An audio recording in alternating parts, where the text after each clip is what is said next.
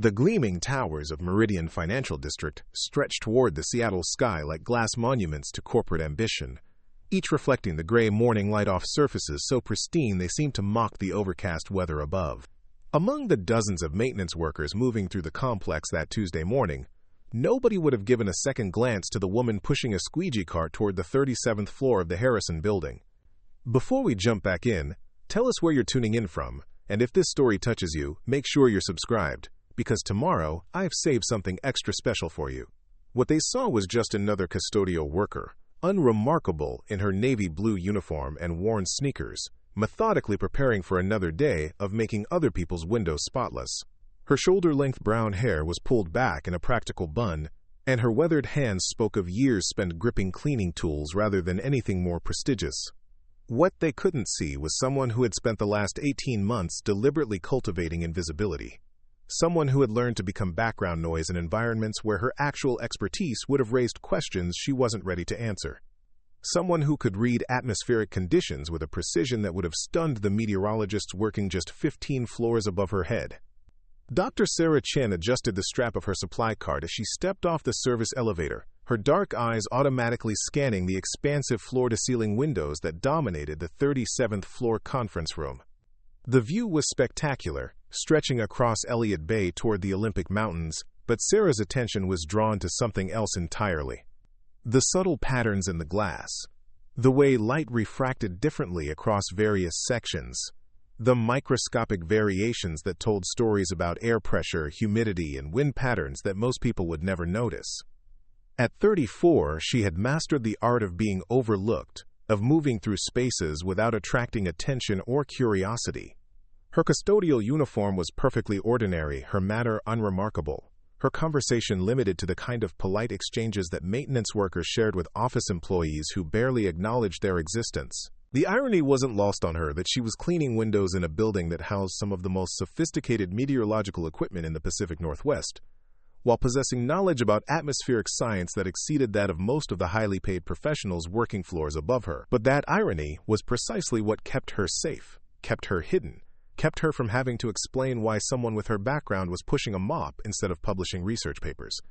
The morning routine at Meridian Financial was as predictable as the Seattle weather, which Sarah had learned was far more complex than most people realized. She began her shift at 6 a.m., 2 hours before the first executives would arrive, giving her time to work in the kind of solitude that made her feel almost normal. The building's climate control systems hummed with mechanical precision, but Sarah could feel the subtle changes in air pressure that indicated the massive weather system approaching from the west. Her supervisor, Janet Morrison, was a 45-year-old woman who had worked facilities management for 12 years and took pride in running the most efficient custodial operation in the financial district. Janet's approach to managing her team was straightforward: show up on time, do the work without complaints, and stay invisible to the important people who actually mattered in the building's hierarchy. "Sarah, you're on the executive floors today," Janet announced during the morning briefing, consulting her clipboard with the kind of authority that came from years of managing people she considered interchangeable. "Conference room 37 through 42 need deep cleaning. Some big presentation happening later this week, and management wants everything perfect." Sarah nodded politely, gathering the specialized cleaning supplies required for the executive floors. The work was methodical and meditative, allowing her mind to process the atmospheric data her senses collected automatically. Every window told a story about pressure differentials, temperature gradients, and air movement patterns that most people never noticed. The executive floors of the Harrison building were a different world from the lower levels where most employees worked. The carpets were thicker, the furniture more expensive, and the windows larger and more numerous. Most importantly, the people who worked on these floors carried themselves with the kind of confidence that came from making decisions that affected millions of dollars and thousands of employees. Sarah was cleaning windows in conference room 39 when she first encountered the group of executives who would unknowingly change the trajectory of her carefully constructed invisible life. The room was designed for high-level meetings, with a massive mahogany table surrounded by leather chairs and dominated by floor-to-ceiling windows that provided panoramic views of the Seattle skyline. Marcus Webb, the 42-year-old director of operations for Meridian's West Coast division, was the kind of executive who noticed custodial workers only when something wasn't clean to his satisfaction. His perfectly pressed suits and confident manner reflected years of climbing corporate ladders through a combination of political skill and genuine competence in logistics management. Webb was reviewing presentation materials with his team when Sarah entered to clean the windows, her cart making the soft squeaking sound that had become background noise in corporate environments across the city. Her presence was so unremarkable that the executives continued their conversation without acknowledging her existence. "The weather's going to be a major factor in the shipping delays," Webb was saying to his assistant, Diana Foster, a sharp-eyed woman in her 30s who had built her career on attention to detail and anticipating problems before they became crises. "The storm system moving in from the Pacific is supposed to hit Thursday, right when we need those cargo containers moving through the port." Foster consulted her tablet, scrolling through weather forecasts and shipping schedules with practiced efficiency. "The meteorology department is predicting sustained winds of 30 to 40 miles per hour with gusts up to 60. That's going to shut down crane operations for at least 18 hours, maybe longer if conditions don't improve." Sarah continued cleaning windows, her movements automatic while her mind processed the conversation with growing interest. The executives were discussing weather patterns and their impact on shipping operations, but their information was incomplete and potentially dangerously inaccurate based on what Sarah could observe from atmospheric conditions visible through the very windows she was cleaning. Regional Manager Patricia Hawkins joined the conversation, bringing additional weather data from her own sources. "I've been talking to the harbor master, and they're planning to suspend operations starting Wednesday evening as a precautionary measure. Better to shut down early than risk equipment damage or worker injuries." Webb studied the shipping schedules spread across the conference table, calculating the financial impact of weather delays with the kind of focused intensity that had made him successful in operations management. "The problem is that every hour of delay costs us approximately $40,000 in contract penalties and storage fees. If we're looking at 18 to 24 hours of shutdown, we're talking about nearly $1 million in lost revenue." Sarah paused in her window cleaning, not because the conversation was particularly interesting to her professionally, but because the weather analysis the executives were discussing contained fundamental errors that could lead to significantly worse delays than they were anticipating. The storm system approaching from the Pacific was more complex and potentially more dangerous than the standard meteorological forecasts were indicating. Foster noticed Sarah's momentary pause and gave her the kind of look that reminded custodial workers to remain invisible during important business discussions. The cleaning woman quickly resumed her work, but her expression suggested she was paying attention to conversations that weren't meant for her ears. "These custodial people," Foster muttered quietly to Webb, "sometimes I think they're listening to everything we say. Like they understand corporate decision-making better than we do." Webb glanced at Sarah with the casual indifference he reserved for service workers who were necessary, but not worthy of serious consideration. "I doubt she understands half of what we're discussing." Weather forecasting and shipping logistics aren't exactly topics covered in custodial training programs. The dismissal was casual but complete, reflecting assumptions about education, intelligence, and competence that the executives didn't even recognize they were making.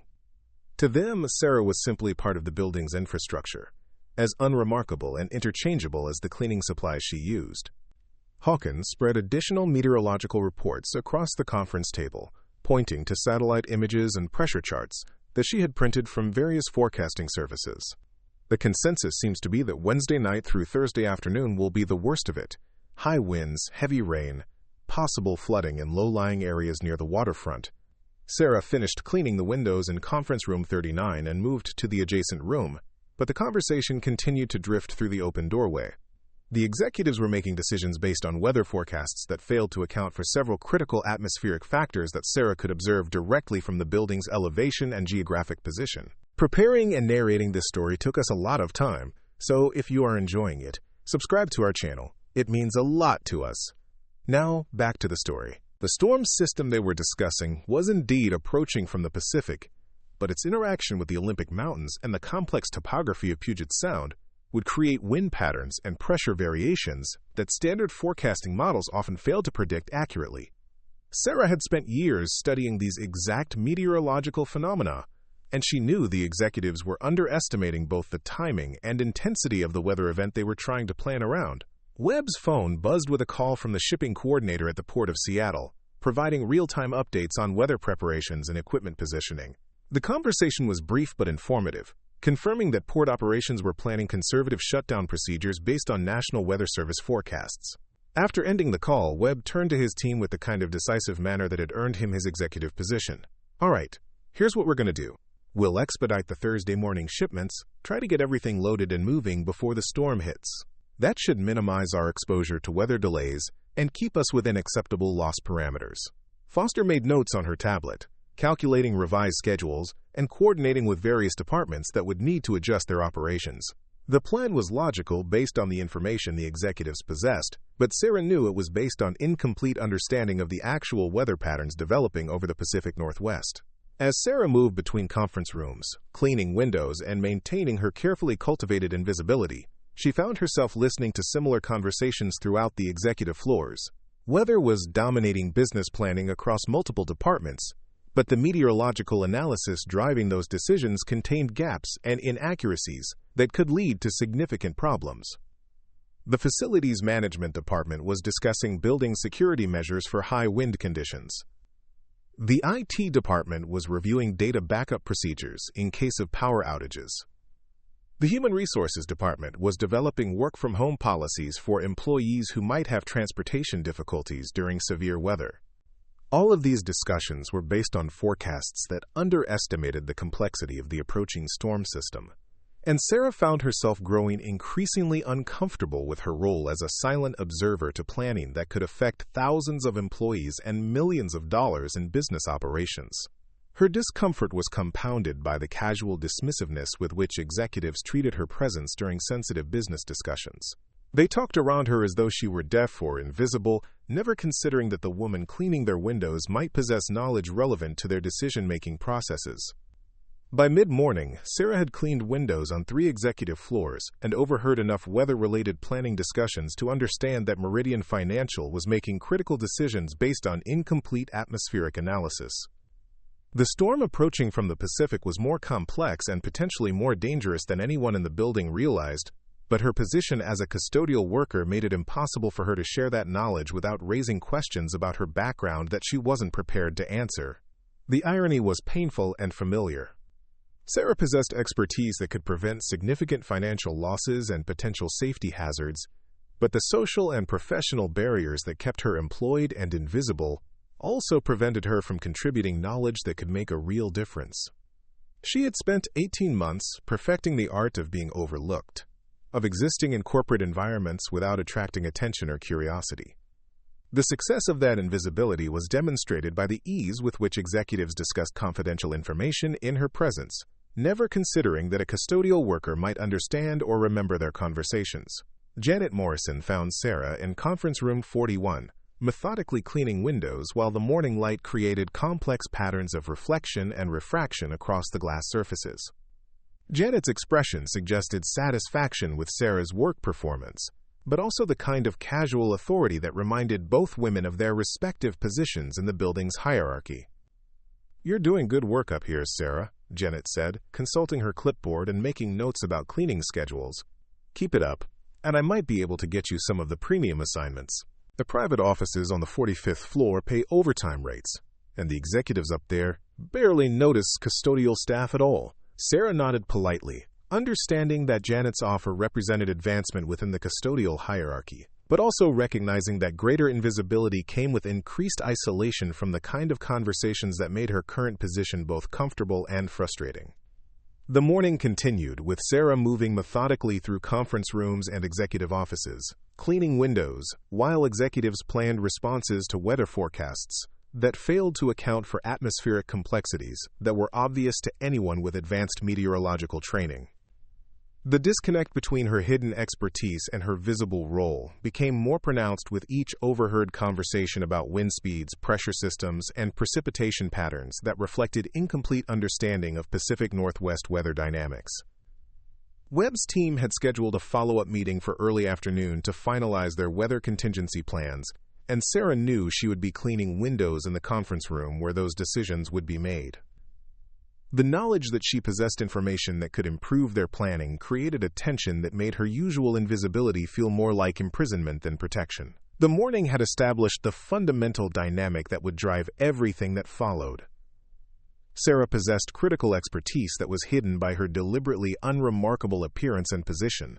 While executives made important decisions based on incomplete information, never imagining that the woman cleaning their windows might know more about meteorology than their highly paid consultants. The transformation that would shatter both Sarah's carefully maintained anonymity and the executive's assumptions about competence and credentials was still hours away, but the foundations had been laid through a morning of overlooked expertise and dismissed intelligence that would soon prove to be far more valuable than anyone in the Harrison building could imagine. Dr. Sarah Chen had learned to time her lunch breaks to avoid the crowded employee cafeteria, preferring the solitude of the building's service areas where she could eat quietly while monitoring the subtle changes in atmospheric pressure that her body registered more accurately than most scientific instruments. The 37th floor had a small break room reserved for custodial staff, equipped with a microwave, a few plastic chairs, and windows that provided an unobstructed view of the Olympic Mountains and the weather systems moving across Puget Sound. As she unwrapped her sandwich, Sarah's attention was drawn to the cloud formations developing over the western horizon. The patterns were more complex and potentially more dangerous than the meteorological forecasts she had overheard during the morning's executive meetings. The storm system approaching from the Pacific was displaying characteristics that suggested interaction with high-altitude air currents that could create wind patterns significantly different from what the National Weather Service was predicting. Her phone buzzed with a text message from her former colleague, Dr. Michael Reeves, who worked at the National Oceanic and Atmospheric Administration facility in Boulder, Colorado. The message was brief but carried implications that made Sarah's current situation even more complicated than she had anticipated. "Sarah, weird question, but are you still in Seattle? We're seeing some unusual atmospheric data from the Pacific Northwest that doesn't match standard forecasting models. Could use your expertise on pressure gradient analysis if you're available for consultation work." Sarah stared at the message, feeling the familiar mixture of professional longing and personal anxiety that came whenever her hidden expertise intersected with her former life in atmospheric research. Michael's invitation represented everything she had walked away from 18 months earlier. But it also reminded her of knowledge and capabilities that she couldn't completely suppress, despite her efforts to remain invisible. She typed a careful response that maintained the ambiguity she had cultivated about her current situation. "Still in the area, but not available for consulting right now. What kind of atmospheric anomalies are you seeing?" Michael's reply came quickly, suggesting that whatever he was observing had caught the attention of senior meteorologists at NOAA. Pressure differentials that don't match topographical models. Wind shear patterns that suggest thermal inversions at unusual altitudes. Classic signs of the kind of complex storm system that your dissertation research predicted. Could be looking at sustained winds of 70 to 80 miles per hour instead of the 40 to 50 that local forecasters are calling for. Sarah felt her chest tighten as she processed the implications of Michael's observations. The storm system approaching Seattle was potentially much more dangerous than anyone in the Harrison building realized, including the executives whose weather contingency planning she had been overhearing all morning. The difference between 40-mile-per-hour winds and 80-mile-per-hour winds wasn't just operational inconvenience. It was the difference between manageable delays and potential catastrophe. Her phone buzzed again with additional information from Michael that confirmed her growing concerns about the inadequacy of local weather forecasting for the approaching storm system. Satellite imagery shows rotation patterns that suggest possible tornado development over water. Not common for this region, but the atmospheric conditions are creating possibilities that standard Pacific Northwest weather models don't account for. Sarah put down her sandwich, her appetite replaced by professional anxiety about weather conditions that she understood better than anyone currently working in the Seattle area. The storm approaching from the Pacific was displaying characteristics that matched theoretical models she had developed during her doctoral research. But those models weren't being used by local meteorological services because they were considered too complex for routine weather forecasting. The irony was devastating. She possessed knowledge that could save lives and prevent millions of dollars in damages, but revealing that knowledge would require explaining how a custodial worker had acquired expertise in advanced atmospheric modeling that exceeded the capabilities of the National Weather Service. Her phone rang, displaying Michael's number. Sarah hesitated, knowing that answering would pull her deeper into professional territory that she had been avoiding for 18 months. But the implications of the weather data he was describing made avoidance seem irresponsible. "Sarah," Michael's voice carried the excitement of someone who had discovered a fascinating scientific puzzle. I know you said you're not available for consulting, but I really think you should look at this data. The atmospheric conditions developing over the Pacific Northwest match your theoretical predictions about complex storm systems influenced by topographical interaction with high-altitude air currents. Sarah walked to the break room window, studying the cloud formations with the trained eye of someone who had spent years researching exactly these kinds of atmospheric phenomena. The patterns were unmistakable to anyone with advanced training in meteorological analysis, but they would be invisible to the casual observer, or even to meteorologists working with standard forecasting models. Michael, I can see the storm development from here, Sarah replied carefully. You're right that it matches theoretical models for enhanced wind speeds and unusual pressure patterns, but I'm not in a position to provide official consultation right now. The conversation continued for several minutes, with Michael describing atmospheric data that confirmed Sarah's growing understanding that Seattle was facing a weather event significantly more dangerous than local forecasts indicated. The storm system was developing characteristics that could create wind speeds and pressure variations that would exceed the planning assumptions of every business and government agency in the region. After ending the call, Sarah remained at the window, studying atmospheric conditions with the kind of focused analysis that had made her one of the most promising atmospheric researchers on the West Coast before personal circumstances had forced her to abandon that career and seek anonymity in custodial work. The cloud formations over the Olympic Mountains were displaying rotation patterns that indicated thermal inversion effects that could amplify wind speeds far beyond what topographical models typically predicted. The storm approaching from the Pacific was interacting with mountain air currents in ways that would create wind shear effects and pressure differentials that local meteorologists weren't equipped to analyze accurately. Sarah's professional training made it impossible for her to ignore the implications of what she was observing. The executives planning weather contingency measures based on forecasts calling for 40-mile-per-hour winds were potentially exposing their employees, facilities, and operations to conditions that could include wind speeds approaching hurricane levels. The knowledge created a moral dilemma that made her carefully maintained invisibility feel like complicity in potential disasters that her expertise could help prevent, but revealing that expertise would require explanations about her background that could expose personal circumstances she had spent 18 months trying to escape. Her internal conflict was interrupted by the sound of custodial cartwheels in the hallway outside the break room. Janet Morrison appeared in the doorway, consulting her clipboard with the expression of someone who had discovered a scheduling problem that required immediate attention. Sarah, I need you back on 37, Janet announced. Mr. Webb's team moved their afternoon weather planning meeting up to 1:30, and they want all the conference rooms spotless before they start. Apparently, some important people from corporate headquarters are joining by video conference. Sarah gathered her lunch supplies and followed Janet back to the service elevator, understanding that she would soon be cleaning windows in the same conference room where executives would be making final decisions about weather contingency planning based on meteorological forecasts that dramatically underestimated the danger of the approaching storm system. The elevator ride down 2 floors gave Sarah time to consider her limited options. She could continue maintaining her invisibility while executives made decisions based on incomplete weather analysis, potentially exposing thousands of people to dangerous conditions. Or she could find a way to share her knowledge without revealing the background that had forced her to seek anonymity in the first place. Conference Room 39 had been prepared for a high-level meeting, with presentation equipment tested and materials organized around the mahogany table. Sarah began cleaning windows with particular attention to the surfaces that would provide the clearest view of atmospheric conditions, unconsciously preparing visual aids for weather analysis that none of the meeting participants would recognize or understand. Webb arrived early with Diana Foster and Patricia Hawkins, reviewing final weather data and confirming decisions about shipping schedules and facility preparations. Their conversation continued the morning's pattern of discussing meteorological forecasts that failed to account for the complexity of the storm system developing over the Pacific Northwest. The latest update from the National Weather Service confirms sustained winds of 35 to 45 miles per hour, Webb reported, consulting printouts of official weather forecasts. That's within manageable parameters for our contingency planning. We'll expedite morning operations and shut down by Wednesday evening as a precautionary measure.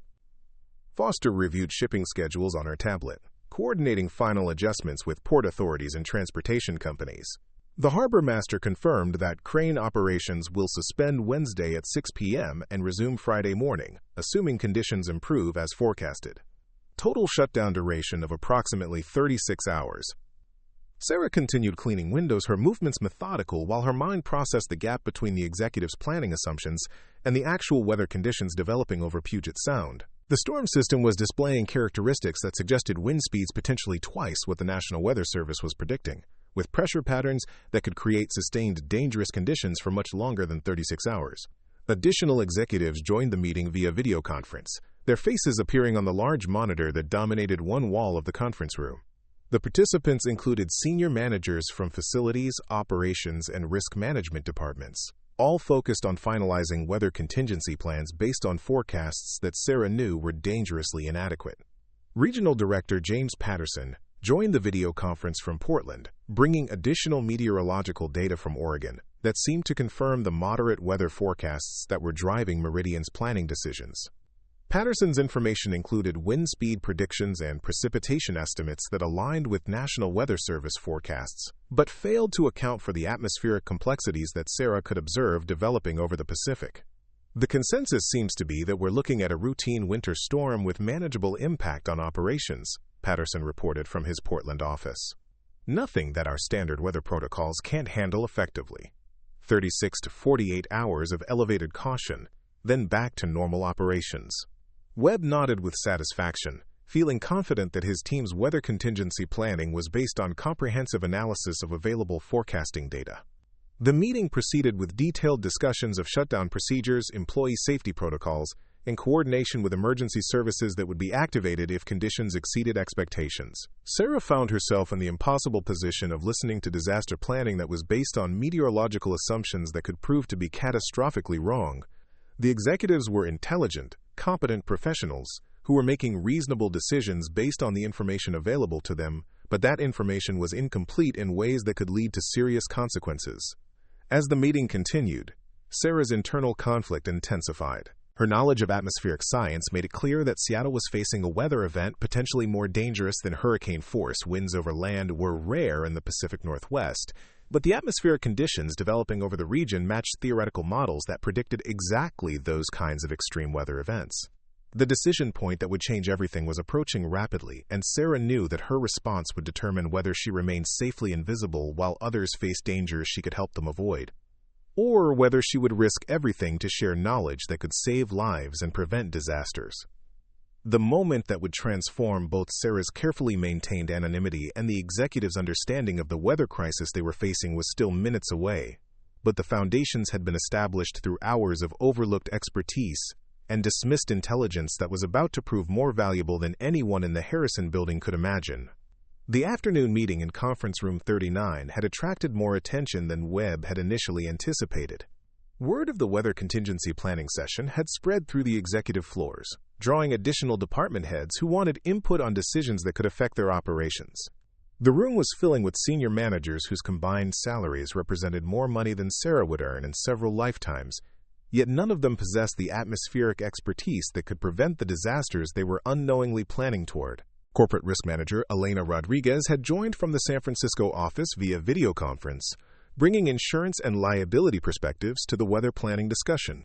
Her concerns were focused on financial exposure and legal responsibility if weather-related incidents occurred despite contingency planning efforts. Our insurance coverage includes standard weather-related business interruption, Rodriguez explained, reviewing policy documents that appeared on her laptop screen. But coverage becomes more complex if we fail to take reasonable precautionary measures based on available weather forecasts. The key is demonstrating that our shutdown decisions were consistent with National Weather Service recommendations. Sarah continued her methodical window cleaning, each swipe of her squeegee revealing clearer views of atmospheric conditions that told stories these executives couldn't read. The cloud formations over Elliott Bay were developing rotation patterns that indicated wind shear effects at multiple altitudes, creating the potential for sustained high winds that could persist far longer than the 36 hours these managers were planning for. Webb consulted his notes and weather printouts, confident that his team's analysis represented comprehensive preparation for the approaching storm.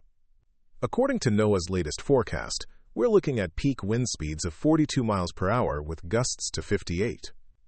That's well within our facility's design parameters and our equipment's operational limits. The statement would have been accurate if the National Weather Service forecasts were complete, but Sarah knew they were based on atmospheric models that failed to account for the complex interaction between Pacific storm systems and the unique topography of Puget Sound. The mountains, waterways, and urban heat effects created conditions that could amplify wind speeds far beyond what standard forecasting models predicted. Foster distributed updated shipping schedules that reflected the team's final decisions about weather contingency timing. "We'll complete all critical cargo operations by Wednesday at 4 p.m., giving us a 2-hour buffer before the harbor master's shutdown deadline. That should minimize our exposure while maintaining operational flexibility." The plan was logical and professionally competent based on the meteorological information the executives possessed, but Sarah could see atmospheric indicators through the conference room windows that suggested Wednesday afternoon might bring conditions that would shut down port operations hours earlier than anyone anticipated. Patricia Hawkins raised concerns about employee transportation during severe weather, reviewing policies for work-from-home arrangements and emergency communications. HR has prepared notifications for all staff about potential transportation disruptions and flexible work arrangements. "We're recommending that non-essential personnel work remotely Thursday and Friday until conditions improve." Sarah paused in her window cleaning to study cloud movement patterns that were becoming increasingly complex as the afternoon progressed. The storm system developing over the Pacific was displaying characteristics that matched theoretical models she had studied during her doctoral research, but those models predicted weather conditions far more severe than anything the executives were preparing for. Operations Director Michael Torres joined the meeting with updates from facilities management about building security and emergency preparedness procedures. The Harrison building was designed to withstand winds up to 75 miles per hour, Torres reported, consulting engineering specifications that had been reviewed by structural engineers. "Our systems are more than adequate for the forecasted conditions." Sarah's jaw tightened almost imperceptibly as she processed Torres's confidence in building specifications that might prove inadequate if her analysis of the approaching storm was accurate. The atmospheric conditions developing over the region could produce sustained winds that exceeded the building's design parameters, potentially creating safety hazards for employees who remained in the facility during the storm. The video conference expanded to include additional corporate executives from Meridian's East Coast headquarters, transforming the local weather planning meeting into a company-wide coordination session. Senior Vice President David Kim appeared on screen from New York, bringing corporate-level oversight to decisions that could affect operations across multiple time zones. "From our perspective," Kim announced, "the Seattle situation appears manageable based on historical weather patterns for the region. The Pacific Northwest winter storms typically follow predictable patterns that our standard protocols are designed to handle effectively. We don't anticipate any unusual challenges or extended disruptions." Sarah found herself listening to corporate executives whose decision-making authority extended across thousands of employees and millions of dollars in assets, but whose understanding of the approaching weather crisis was based on incomplete information that could prove catastrophically inadequate. The disconnect between their confidence and the actual atmospheric conditions developing over Seattle created a tension that made her continued invisibility feel increasingly irresponsible. Webb reviewed final coordination details with department heads who would implement the weather contingency plans across Meridian Seattle operations. Facilities management would secure outdoor equipment and activate backup power systems. IT would implement enhanced data backup procedures and test emergency communication systems. Human Resources would coordinate employee notifications and track personnel who chose to work remotely during the storm. Each department's preparations were professional and thorough, but all were based on weather forecasts that Sarah knew underestimated both the intensity and duration of the conditions Seattle would actually face. The storm system approaching from the Pacific was developing characteristics that could create a weather event unprecedented in recent regional history. Risk Manager Rodriguez raised questions about coordination with local emergency services and government agencies, ensuring that Meridian's private weather preparations were aligned with public safety planning efforts. "The city and county have activated their emergency operations centers," Rodriguez reported. "Their planning assumptions match our weather forecasts, so we should have good coordination with public safety resources if needed." Sarah continued cleaning windows, her movements automatic while her mind wrestled with the moral implications of possessing knowledge that could improve both private and public emergency planning. The storm approaching Seattle wasn't just a business continuity challenge. It was a potential public safety crisis that her expertise could help mitigate. The meeting was approaching its conclusion when Janet Morrison entered conference room 39 with an expression that suggested minor irritation about a scheduling disruption.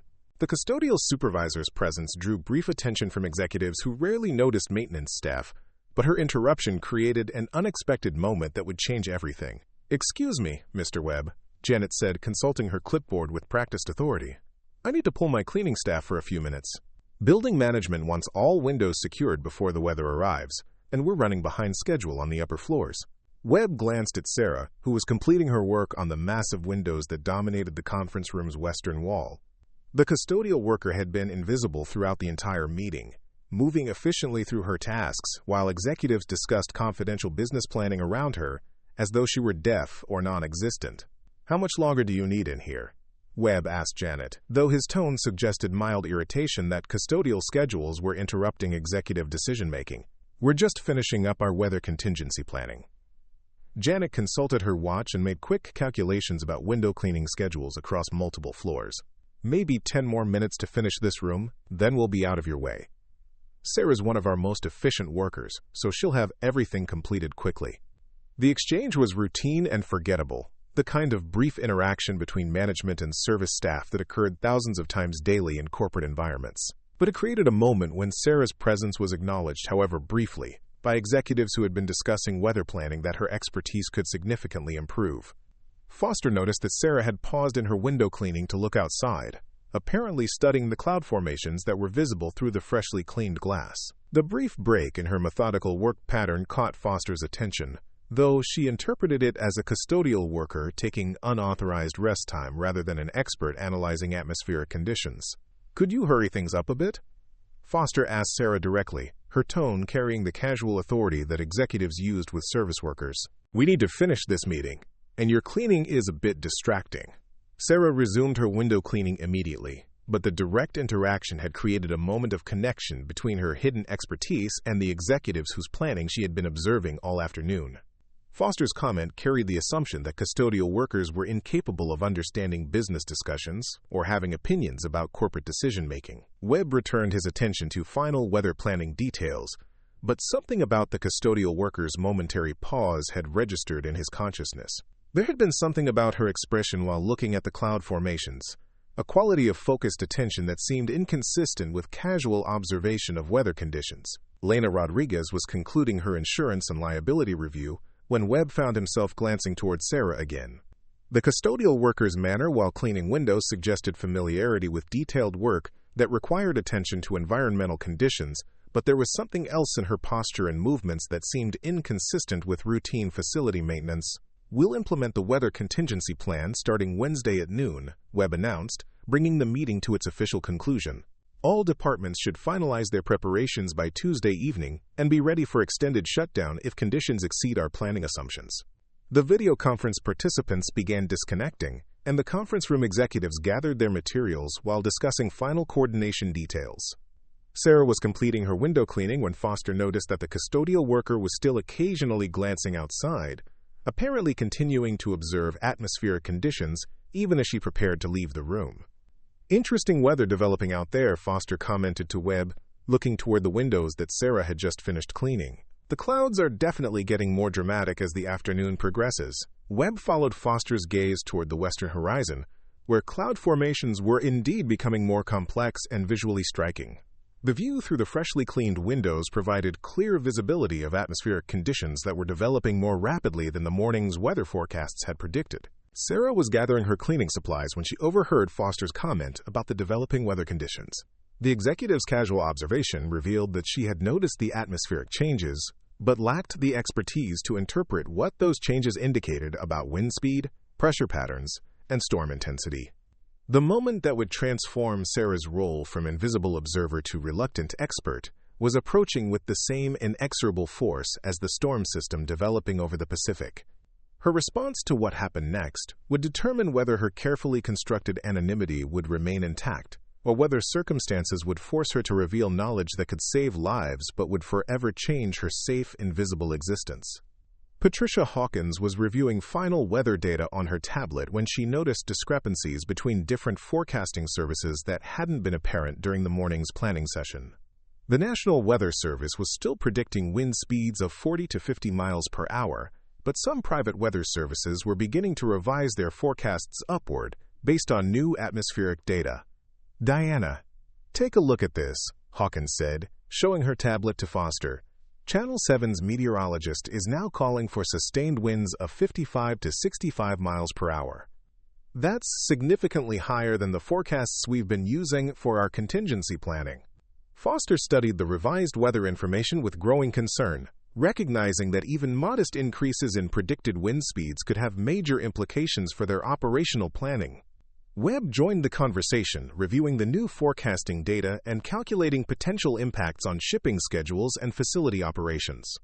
"This is problematic," Webb acknowledged, his confidence in their weather preparations beginning to waver.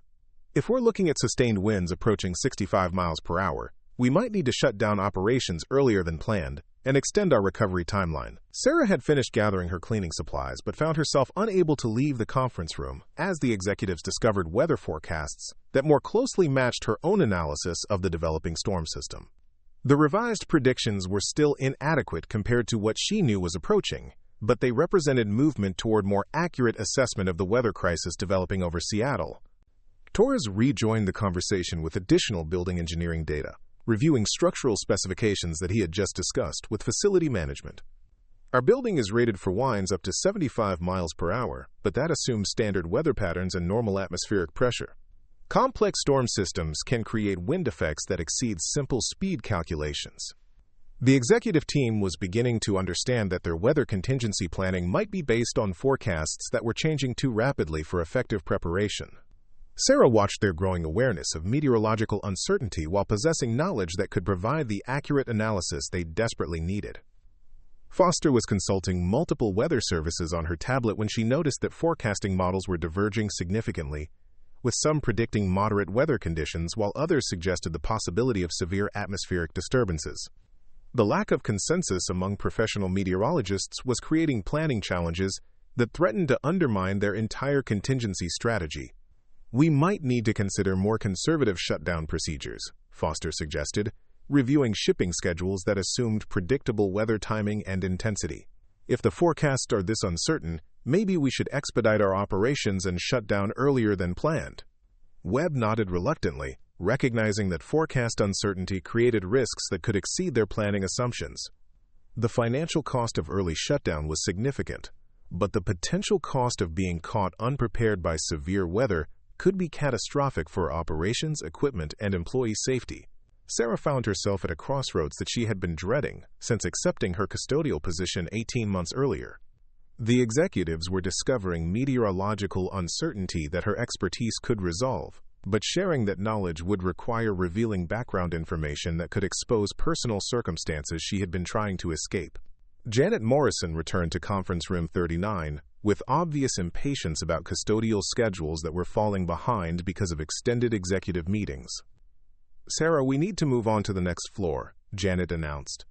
"The window cleaning schedule is already backing up, and building management wants all exterior surfaces secured before the weather gets worse." Sarah gathered her supplies and prepared to leave, but Webb's team was continuing their discussion about weather forecast uncertainty in voices loud enough for anyone in the room to overhear. Their growing awareness of potential meteorological problems created an opportunity for her to contribute knowledge that could improve their planning, but also a risk that her expertise would raise questions about her background that she wasn't prepared to answer. The decision point was approaching with mathematical precision. Sarah could maintain her invisibility and allow executives to make decisions based on incomplete weather analysis, potentially exposing thousands of people to conditions they weren't prepared for.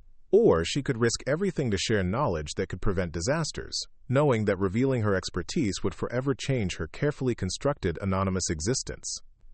Torres was reviewing additional weather data on his phone when he made a comment that stopped Sarah in her tracks as she prepared to leave the conference room with Janet. "The atmospheric pressure is dropping faster than any of the forecast models predicted," Torres observed. "That usually indicates that storm systems are developing more rapidly and intensely than standard meteorological analysis suggests."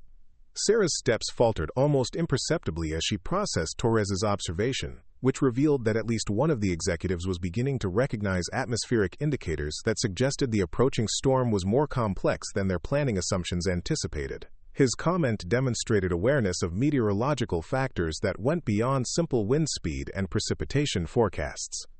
Foster looked up from her tablet with expression of growing concern about the implications of rapidly changing atmospheric conditions. If the storm is developing faster than predicted, we might have much less time to implement our contingency plans than we calculated. Wednesday afternoon shutdown might be too late if conditions deteriorate rapidly. Webb was studying revised weather forecasts when he noticed that Sarah had paused near the conference room door, apparently listening to their discussion about atmospheric pressure and storm development timing. The custodial workers' attention to their weather planning conversation seemed inconsistent with the casual disinterest that service employees typically displayed toward business discussions. Something about the cleaning woman's posture suggested focused attention rather than casual eavesdropping, Webb observed, though he couldn't identify what specifically seemed different about her manner. Janet Morrison was waiting impatiently for Sarah to leave the conference room, but the custodial worker appeared to be processing information from the executive's weather discussion. "Sarah," Janet said firmly, "we really need to get moving on the cleaning schedule. The building management wants all custodial work completed before conditions deteriorate further." Sarah took a step toward the door, but Torres's continued discussion about atmospheric pressure changes made it impossible for her to ignore the gap between the executive's growing awareness of meteorological complexity and their lack of expertise to interpret what those changes actually meant for Seattle's weather prospects. "The barometric pressure has dropped 0.3 of an inch in the last 4 hours, Torres reported, consulting weather data that was updating in real time on his phone. "That's an unusually rapid change that typically indicates storm systems are intensifying much faster than forecast models predicted." Sarah stopped moving toward the door entirely, her professional instincts overwhelmed by Torres's accurate observation about atmospheric pressure patterns that indicated weather conditions far more severe than anyone in the room realized. His comment demonstrated that someone in the executive group possessed enough meteorological awareness to recognize atmospheric indicators that most business managers would ignore completely. Janet Morrison's expression shifted from impatience to irritation as she realized that her cleaning staff member was paying attention to executive weather discussions instead of focusing on custodial responsibilities. "Sarah, what are you doing?" Janet asked sharply. "We have work to complete, and these gentlemen need to finish their meeting without custodial staff lingering in the room." The sharp reprimand from her supervisor created the moment that would transform everything. Sarah found herself caught between Janet's authority as her boss and the moral imperative of possessing knowledge that could prevent the disasters that Torres's atmospheric observations suggested were approaching much faster than anyone anticipated. Webb noticed the tension between the custodial supervisor and her employee, but also observed that the cleaning woman's attention seemed focused on Torres's weather analysis rather than simple curiosity about business discussions. There was something about her manner that suggested understanding of meteorological concepts that seemed inconsistent with custodial work responsibilities. Foster was reviewing updated weather forecasts when she noticed that several private weather services were beginning to issue severe weather warnings for the Seattle area, with predicted wind speeds approaching the upper limits of what their facility planning had considered possible. The forecast consensus that had supported their contingency planning was dissolving into uncertainty that threatened their entire operational strategy. Torres continued his analysis of atmospheric pressure data, unaware that his observations were being processed by someone whose expertise in meteorological science exceeded that of most professional weather forecasters. "The pressure gradient is indicating wind speeds that could exceed 70 miles per hour, Torres observed. "That's approaching the structural limits of our building design and well beyond the operational parameters of port equipment." Sarah's resolve finally broke under the weight of hearing accurate atmospheric analysis that led to conclusions about wind speeds that were still significantly underestimating the actual conditions developing over the Pacific Northwest. Torres was intelligent and observant enough to recognize important meteorological indicators, but he lacked the expertise to interpret what those indicators actually predicted about the storm system approaching Seattle. "Excuse me," Sarah said quietly, her voice barely audible but carrying enough authority to draw immediate attention from executives who had been treating her as invisible background noise for the entire afternoon. "The atmospheric pressure drop you're observing indicates wind speeds that will likely exceed 90 miles per hour, with sustained conditions lasting much longer than your 48-hour planning assumption." The conference room fell into complete silence as everyone present processed the fact that the custodial worker had just offered a specific meteorological analysis that contradicted the forecasting data they had been using for their weather contingency planning. Sarah's comment demonstrated knowledge of atmospheric science that seemed impossible to reconcile with her position as a building cleaning staff member. Webb stared at Sarah with an expression of complete bewilderment, trying to understand how a custodial worker could possess expertise in barometric pressure analysis and wind speed prediction that exceeded the capabilities of professional meteorologists whose forecasts they had been consulting all afternoon. Janet Morrison's face displayed a mixture of embarrassment and anger as she realized that her employee had just interrupted an executive meeting with opinions about weather forecasting that were completely outside her job responsibilities and apparently outside her educational background as well. "Sarah," Janet said sharply, "you need to apologize to these gentlemen and return to your cleaning duties immediately. You're not qualified to offer opinions about weather forecasting, and it's completely inappropriate for custodial staff to interrupt business meetings with unsolicited advice." But Torres was studying Sarah with growing interest rather than irritation. Recognizing that her specific prediction about wind speeds and storm duration demonstrated knowledge of atmospheric science that suggested background very different from what would be expected for building maintenance personnel. "How did you calculate that wind speed prediction?" Torres asked Sarah directly, his question carrying professional curiosity rather than casual interest. Correlating barometric pressure changes with wind velocity requires expertise in meteorological analysis that most people don't possess. Sarah realized that Torres's question had created a moment where her response would either confirm assumptions about custodial workers lacking relevant expertise or reveal knowledge that would forever change her anonymity but might prevent disasters that her analysis suggested were approaching much faster than anyone in the Harrison building understood. The decision that would determine whether Sarah Chen remained safely invisible or stepped forward to share expertise that could save lives and prevent catastrophes was no longer avoidable, and her answer to Torres's direct question would determine everything that followed. The Emergency Operations Center at Seattle City Hall had transformed into a nerve center of coordinated crisis management within 6 hours of Sarah's revelation at the Harrison building. Mayor Catherine Lopez had activated the city's disaster response protocols based on atmospheric data that exceeded anything in their emergency planning assumptions, while regional directors from FEMA coordinated with state agencies to prepare for weather conditions that could affect over 2 million residents throughout the Pacific Northwest. Dr. Sarah Chen found herself positioned at the center of emergency planning efforts that spanned multiple government levels, her expertise now directing disaster prevention strategies that would determine whether Seattle faced manageable disruptions or catastrophic emergencies. The transition from invisible custodial worker to lead meteorological consultant for regional emergency management had occurred with breathtaking speed, but the atmospheric conditions developing over the Pacific demanded immediate implementation of protective measures that her analysis indicated were essential for public safety. Marcus Webb had accompanied Sarah to the Emergency Operations Center, serving as corporate liaison for coordination between private sector emergency planning and government disaster response efforts. His role had evolved from skeptical executive to advocate for scientific expertise that challenged conventional forecasting assumptions, and his presence provided credibility for recommendations that exceeded what municipal emergency planners had considered necessary. The main conference room at the Emergency Operations Center was equipped with sophisticated weather monitoring equipment that displayed real-time atmospheric data from sensors throughout the Pacific Northwest. Sarah studied the incoming information with professional focus, comparing sensor readings with visual observations that confirmed her predictions about storm intensity and duration were proving accurate as conditions continued developing beyond standard meteorological forecasting parameters. Emergency Management Director Robert Martinez had coordinated disaster response efforts for 15 years, but the atmospheric data being reported by federal agencies and confirmed by Sarah's independent analysis represented weather conditions unprecedented in regional history.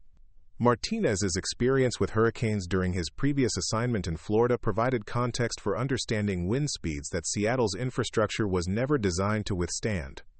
Dr. Chen, Martinez said, consulting weather reports that were updating continuously as the storm system intensified over the Pacific, NOAA's Hurricane Center is now confirming sustained winds that could reach 115 miles per hour when the system makes landfall.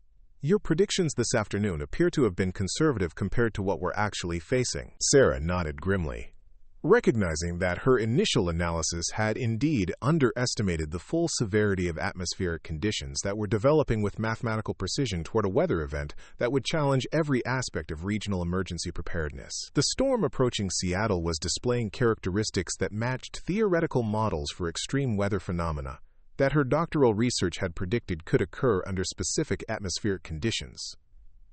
Lieutenant Governor Diana Foster had arrived from Olympia with state-level authority to coordinate emergency resources across Washington state, bringing National Guard support and federal emergency funding that would be necessary for implementing protective measures on the scale that Sarah's analysis indicated would be required for public safety. The scope of evacuation procedures being implemented based on Sarah's meteorological expertise extended far beyond corporate facility closures to include residential areas, transportation systems, and critical infrastructure that could face catastrophic damage from wind speeds that exceeded design specifications for most buildings constructed in the Pacific Northwest. Foster reviewed evacuation plans that affected hundreds of thousands of residents in flood-prone and wind-exposed areas throughout the Seattle metropolitan region.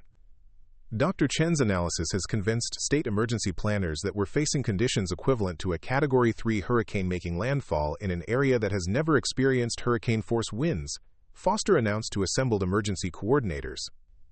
Sarah found herself briefing government officials whose decision-making authority could implement disaster prevention measures affecting millions of people, her expertise finally being utilized at a scale that matched the significance of the weather crisis she had been observing develop throughout the afternoon. The atmospheric knowledge that had been hidden behind custodial anonymity was now directing emergency planning efforts that could prevent casualties and catastrophic property damage across the entire Pacific Northwest. Webb consulted his phone, coordinating with Meridian financial executives who were implementing business continuity procedures that extended far beyond their original weather contingency planning. Corporate headquarters had authorized unlimited emergency spending based on Sarah's analysis, recognizing that preventing catastrophic facility damage justified extraordinary protective measures. Regional Transit Authority Director Michael Santos was coordinating transportation shutdowns that would affect ferry services, bus operations, and rail transportation throughout the Puget Sound area.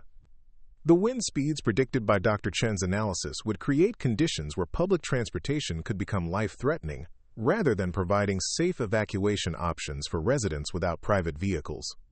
Santos reviewed transit system specifications that were designed for normal weather conditions rather than hurricane-force winds that could turn buses and trains into dangerous projectiles if operations continued during peak storm intensity. We're implementing complete transit shutdown beginning Wednesday at noon, Santos announced, 12 hours earlier than our original weather contingency plans anticipated.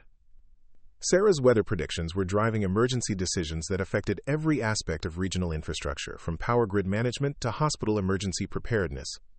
As government agencies recognized that standard disaster planning assumptions were inadequate for atmospheric conditions that exceeded historical weather patterns for the Pacific Northwest, Port of Seattle Director Patricia Williams had joined the emergency coordination efforts with concerns about shipping operations and waterfront facilities that could face catastrophic damage from wind speeds that exceeded the design parameters of cranes, container storage systems, and dock structures throughout Elliott Bay.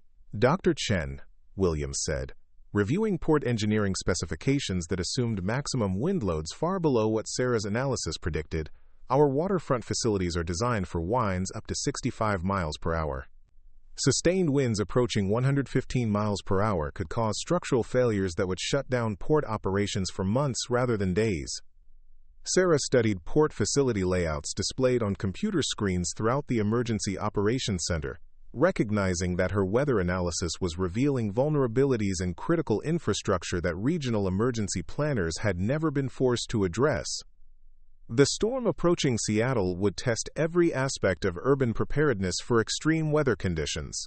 Federal Emergency Management Agency Regional Director James Patterson participated via secure video conference from the FEMA Coordination Center in Bothell, bringing federal resources and expertise that would be essential for managing disaster response efforts on the scale that Sarah's meteorological analysis indicated would be necessary. Dr. Chen's atmospheric modeling represents the most accurate severe weather forecasting we've received for Pacific Northwest conditions, Patterson reported from the Federal Coordination Center. FEMA is positioning emergency response teams and equipment based on her predictions about wind speeds and storm duration that exceed our standard deployment assumptions. Sarah realized that her expertise was not only directing local emergency planning, but also influencing federal disaster response positioning that could affect recovery efforts throughout the Pacific Northwest if her weather predictions proved accurate when conditions reached peak intensity over the following days. Washington state climatologist Dr. Elena Rodriguez had driven from the University of Washington to participate directly in emergency planning discussions, bringing academic expertise in Pacific Northwest weather patterns that provided institutional credibility for Sarah's predictions about atmospheric conditions that challenged conventional meteorological understanding. Dr. Chen's analysis incorporates atmospheric physics principles that explain why standard forecasting models are inadequate for this storm system, Rodriguez announced to assembled emergency coordinators. Her expertise in topographical weather interaction provides insights that professional weather services have been unable to develop through conventional forecasting approaches. The academic validation of Sarah's meteorological expertise provided additional credibility for emergency planning decisions that would affect millions of people and billions of dollars in infrastructure protection, while confirming that her predictions represented cutting-edge atmospheric science rather than speculative weather analysis. Seattle Fire Chief David Thompson was coordinating emergency response positioning throughout the metropolitan area, deploying personnel and equipment based on Sarah's predictions about wind speeds that could create widespread structural damage and emergency situations that would exceed normal fire department capabilities. Dr. Chen's wind speed predictions indicate potential for catastrophic structural failures throughout the region, Thompson reported, reviewing emergency response plans that were being revised continuously as atmospheric data confirmed increasingly severe conditions. We're positioning emergency response teams based on her analysis of areas most vulnerable to hurricane-force wind damage. Sarah found herself serving as primary meteorological consultant for emergency response agencies whose disaster planning had never anticipated weather conditions that would require hurricane-level protective measures in a region where such storms were considered theoretically impossible based on historical weather patterns. Harborview Medical Center Emergency Director Dr. Maria Santos was implementing hospital emergency procedures that included patient transfers and surgical schedule modifications based on predictions that Seattle could face extended power outages and transportation disruptions lasting far longer than standard emergency planning assumptions. Hospital emergency planning typically assumes power restoration within 24 to 48 hours, Santos reported, but Dr. Chen's analysis suggests we could face utility disruptions lasting 4 to 6 days. We're implementing procedures designed for sustained emergency operations without external support. The medical implications of Sarah's weather predictions were driving healthcare emergency planning that recognized extended infrastructure disruptions could create public health crises requiring medical response capabilities that exceeded normal hospital emergency preparedness. Webb consulted with corporate security directors throughout the Seattle business community, coordinating private sector emergency planning that complemented government disaster response efforts while protecting billions of dollars in corporate assets that could face unprecedented weather-related damage. Dr. Chen's expertise has convinced corporate leadership throughout the region that standard business continuity planning is inadequate for the weather conditions we're facing, Webb reported to emergency coordinators.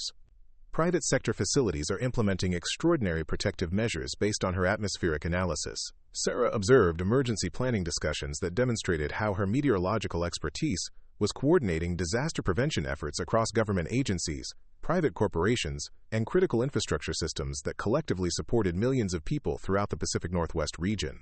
National Weather Service Seattle Office Director Dr. Michael Torres joined the emergency coordination via satellite link from the Federal Weather Forecasting Facility, bringing official meteorological authority that confirmed Sarah's predictions were consistent with the most advanced atmospheric modeling available to government weather services. Dr. Chen's analysis accurately predicted atmospheric development patterns that our standard forecasting models failed to identify, Torres announced from the National Weather Service facility. Federal weather services are revising Pacific Northwest storm warnings based on atmospheric physics principles that her expertise has highlighted. The official confirmation from federal meteorological authorities validated Sarah's expertise while demonstrating that her knowledge exceeded the capabilities of standard weather forecasting services, providing credibility for emergency planning decisions that were being implemented based on her atmospheric analysis. Governor Patricia Hawkins participated in emergency coordination efforts via secure video conference from the State Emergency Operations Center in Olympia, bringing gubernatorial authority that could mobilize National Guard resources and federal emergency assistance for weather conditions that threaten to overwhelm regional disaster response capabilities. Dr. Chen's meteorological expertise has convinced state emergency planners that Washington faces weather conditions equivalent to a major hurricane, Governor Hawkins announced to federal and local emergency coordinators. State resources are being positioned based on her analysis of atmospheric conditions that exceed our standard disaster planning assumptions.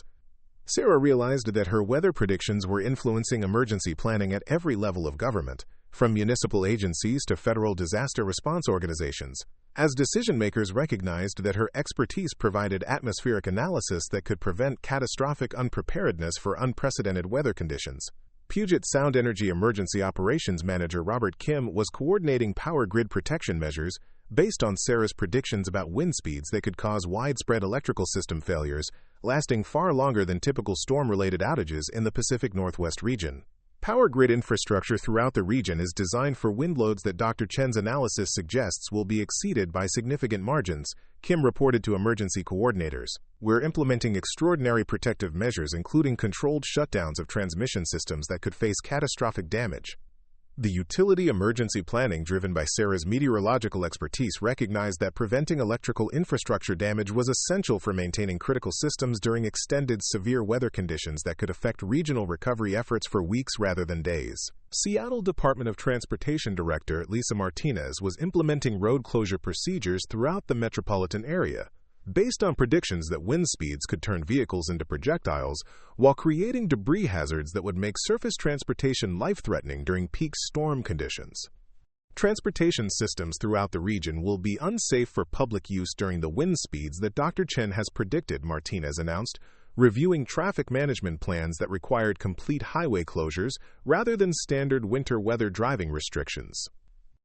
Sarah's weather analysis was driving transportation emergency planning that recognized hurricane-force winds would create travel conditions that exceeded the safety parameters of any surface transportation systems, requiring complete shutdown of regional mobility rather than modified operations.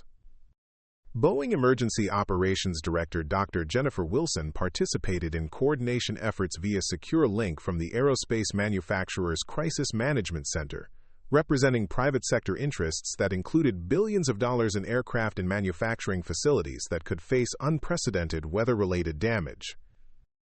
Dr. Chen's atmospheric analysis indicates wind speeds that could cause catastrophic damage to aircraft and manufacturing equipment throughout the Puget Sound region, Wilson reported. Boeing facilities are implementing hurricane-level protective measures based on her meteorological expertise. The involvement of major aerospace manufacturers in emergency planning efforts demonstrated how Sarah's weather predictions were affecting critical industries whose operations extended far beyond regional impact to include national economic and security implications. University of Washington Emergency Management Director Dr. Thomas Anderson was coordinating campus closure procedures that affected over 50,000 students, faculty, and staff based on predictions that university facilities could face structural damage from wind speeds that exceeded building design specifications. Campus emergency planning typically assumes winter storm conditions that allow continued operations with modified schedules, Anderson reported, but Chen's analysis requires complete facility evacuation and extended closure procedures that we've never needed to implement. Sarah observed how her meteorological expertise was affecting educational institutions whose emergency planning had never anticipated weather conditions that would require complete campus evacuations rather than standard winter weather modifications to academic schedules. Seattle Children's Hospital Emergency Director Dr. Rachel Foster was implementing pediatric patient transfer procedures that recognized extended power outages and transportation disruptions could create life-threatening situations for critically ill children who required specialized medical support. Pediatric emergency planning assumes infrastructure restoration within standard timeframes, Foster reported. But Dr. Chen's weather predictions require patient transfers and extended emergency operations that exceed our normal disaster preparedness capabilities. The medical implications of Sarah's atmospheric analysis were driving healthcare emergency planning that recognized vulnerable populations would require extraordinary protective measures during weather conditions that could disrupt critical medical services for extended periods. Federal Aviation Administration Seattle Center Director Captain David Rodriguez was coordinating airport closure procedures throughout the Pacific Northwest, based on predictions that wind speeds would make aviation operations impossible, while potentially causing catastrophic damage to aircraft and terminal facilities. Airport infrastructure throughout the region is designed for weather conditions that Dr. Chen's analysis indicates will be exceeded by dangerous margins, Rodriguez reported. Commercial aviation operations will cease 12 hours before peak conditions arrive, with aircraft evacuation to inland facilities outside the storm impact zone. Sarah's weather predictions were affecting aviation emergency planning that required unprecedented protective measures for airport infrastructure and aircraft that represented billions of dollars in assets vulnerable to wind damage that exceeded historical weather experience in the Pacific Northwest. King County Emergency Management Director Dr. Susan Mitchell was coordinating county-wide evacuation procedures that affected rural communities throughout the Puget Sound region, implementing disaster response measures that recognized hurricane-force winds could create widespread emergencies in areas where such conditions had never been experienced. Rural emergency planning throughout King County assumes winter weather conditions that allow continued operations with enhanced precautions, Mitchell reported, but Dr. Chen's atmospheric analysis requires evacuation procedures designed for hurricane-level wind speeds that could make rural areas inaccessible for extended periods. The county-level implications of Sarah's weather predictions were driving emergency planning that recognized rural communities could face isolation and infrastructure damage that would require sustained disaster response efforts exceeding normal winter weather emergency capabilities.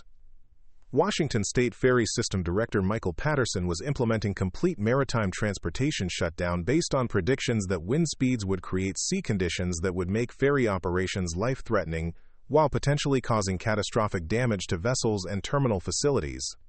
Ferry operations throughout Puget Sound will cease Wednesday afternoon based on Dr. Chen's analysis of wind speeds that would create maritime conditions equivalent to major hurricane impact, Patterson announced. Vessel protection procedures are being implemented based on her predictions about sustained extreme weather duration. Sarah's meteorological expertise was affecting maritime transportation planning that recognized ferry systems would require hurricane-level protective measures rather than standard winter weather operational modifications, demonstrating how her analysis was revealing infrastructure vulnerabilities that had never been addressed. Tacoma Emergency Management Director Dr. Jennifer Kim was implementing citywide disaster response procedures based on atmospheric predictions that indicated wind speeds could cause widespread structural damage throughout the metropolitan area, requiring emergency response capabilities that exceeded standard municipal disaster planning. Municipal emergency planning for Tacoma typically addresses winter weather conditions that cause manageable disruptions, Kim reported, but Chen's analysis requires disaster response procedures designed for catastrophic infrastructure damage that could affect tens of thousands of residents. The municipal implications of Sarah's weather predictions were driving local emergency planning that recognized cities throughout the Pacific Northwest would face disaster response challenges that exceeded their normal winter weather emergency capabilities by unprecedented margins. Coast Guard Sector Seattle Commander Captain Patricia Anderson was positioning maritime emergency response assets throughout Puget Sound, based on predictions that hurricane-force winds could create widespread maritime emergencies while making normal rescue operations impossible during peak storm conditions. Maritime emergency response throughout the region will face conditions equivalent to major hurricane impact, Anderson reported. Coast Guard assets are being positioned based on Dr. Chen's analysis of wind speeds that will make standard maritime rescue operations impossible during peak storm intensity. Sarah realized that her weather expertise was affecting federal maritime emergency planning that recognized Coast Guard operations would require extraordinary measures for conditions that had never been experienced in Pacific Northwest waters. Bellevue Emergency Management Director Dr. Robert Wilson was implementing East Side emergency procedures based on atmospheric analysis that indicated suburban communities could face widespread power outages and infrastructure damage from wind speeds that exceeded the design parameters of residential and commercial buildings. Suburban emergency planning typically assumes infrastructure resilience that allows continued operations during winter weather events, Wilson reported. But Dr. Chen's predictions require disaster response procedures designed for sustained infrastructure failures affecting hundreds of thousands of residents. The suburban implications of Sarah's meteorological analysis were driving emergency planning that recognized residential communities throughout the Puget Sound region would face infrastructure challenges that exceeded normal winter weather emergency assumptions. Everett Emergency Operations Director Dr. Lisa Thompson was coordinating Northern Puget Sound emergency response based on predictions that industrial facilities and residential areas could face catastrophic wind damage that would require disaster response capabilities exceeding municipal emergency planning assumptions. Industrial emergency planning throughout Snohomish County addresses winter weather conditions that allow continued operations with enhanced safety measures, Thompson reported. But Dr. Chen's atmospheric analysis requires industrial facility shutdown and evacuation procedures that we've never implemented for weather events. Sarah observed how her weather predictions were affecting industrial emergency planning that recognized manufacturing and processing facilities would require extraordinary protective measures for atmospheric conditions that could cause catastrophic equipment damage and worker safety hazards. By midnight Wednesday, the Emergency Operations Center had transformed into a command post coordinating disaster prevention efforts throughout the Pacific Northwest, based entirely on atmospheric analysis that Sarah had developed through 18 months of hidden observation while working as a custodial employee at the Harrison Building. Mayor Lopez addressed assembled emergency coordinators with recognition that Dr. Chen's expertise had provided advance warning that could prevent casualties and catastrophic infrastructure damage throughout the region. Without Dr. Chen's atmospheric analysis, Lopez announced, Seattle would have faced this weather crisis with emergency planning that was completely inadequate for the conditions we're actually confronting. Sarah found herself recognized as the meteorological expert whose knowledge had prevented what could have been the most catastrophic weather disaster in Pacific Northwest history. Her expertise finally being utilized to protect millions of people from atmospheric conditions that standard forecasting had failed to predict accurately. The storm that approached Seattle over the following days would validate every aspect of Sarah's meteorological analysis, with sustained winds reaching 112 miles per hour and lasting 87 hours, exactly as her atmospheric physics expertise had predicted based on observations that she had been making while cleaning windows in the Harrison Building. Emergency response efforts implemented based on Sarah's weather predictions would prevent an estimated 400 casualties and over $8 billion in infrastructure damage, demonstrating how recognizing hidden expertise could prevent disasters of unprecedented magnitude through scientific knowledge that had been concealed behind deliberate invisibility. Dr. Sarah Chen's transformation from overlooked custodial worker to recognized atmospheric expert had occurred within 24 hours, but her expertise would continue directing Pacific Northwest weather emergency planning for years to come, as government agencies and private organizations recognized that extraordinary knowledge often existed in the most unexpected places. 6 months after the storm that became known as the Pacific Hurricane, Sarah stood before a joint session of Congress testifying about the importance of recognizing scientific expertise regardless of where it might be found. Her experience serving as a compelling example of how assumptions about competence and credentials could prevent society from utilizing knowledge that could save lives and prevent disasters. The custodial worker who had cleaned windows while executives planned inadequate weather contingencies had become a national expert on disaster prevention through recognizing hidden expertise, her story demonstrating that extraordinary capabilities often remained invisible until circumstances demanded their revelation for the protection of others. Sarah's expertise had not only prevented immediate disaster, but had also revolutionized how emergency management agencies approached the identification and utilization of scientific knowledge that might exist within their communities in unexpected forms, transforming disaster preparedness through recognition that competence and wisdom could not be judged by appearance or employment status. The woman who had deliberately made herself invisible to escape personal circumstances had become permanently visible as an example of how society could benefit when assumptions about expertise were replaced by recognition that valuable knowledge often existed in the most unlikely places, waiting for the right moment to emerge and make a difference that could affect millions of lives. Up next, you've got 2 more standout stories right on your screen. If this one hit the mark, you won't want to pass these up. Just click and check them out.